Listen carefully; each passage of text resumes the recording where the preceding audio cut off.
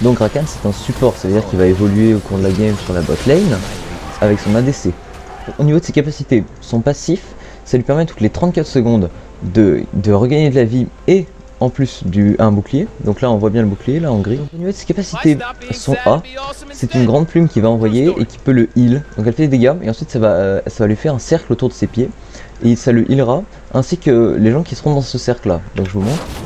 Là c'est bon, on voit le cercle. Il va à côté d'un allié, hop, ça heal les deux. Donc Rakan et son ADC.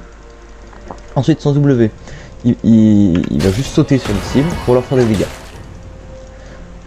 Le E, c'est simplement, il va simplement mettre un bouclier sur son allié.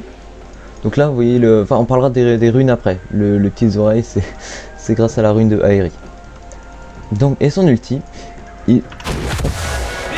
là il va faire beaucoup de dégâts et charmer la première cible qui touche. Et il va beaucoup plus vite. Il fait pas beaucoup de dégâts sur le long terme. Il est là pour faire beaucoup de dégâts d'un seul coup. Donc notamment avec ce combo là. Donc vous allez W, vous mettez votre A, et ensuite vous revenez avec votre bouclier. Je vais vous montrer l'item build que je vous conseille.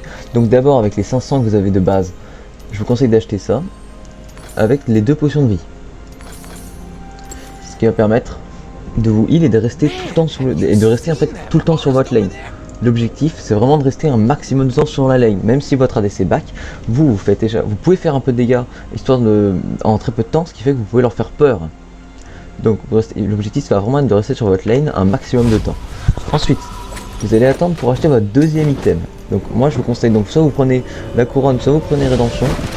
Moi je préfère commencer par rédemption, donc ça donne 150% de mana en plus, enfin de régène de mana en plus, de la vie et 50% de régène de vie.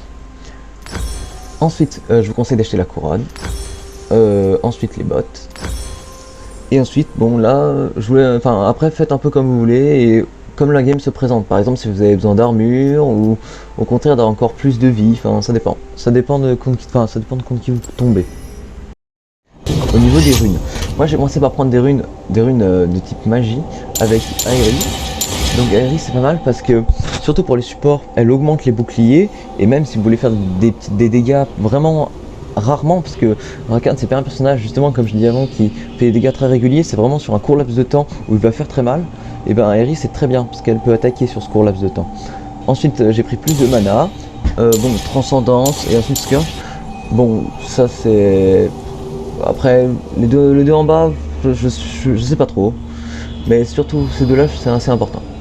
Ensuite moi j'ai pris les résolves, donc c'est surtout comme ça, c'est pas mal pour les tanks et aussi pour les supports.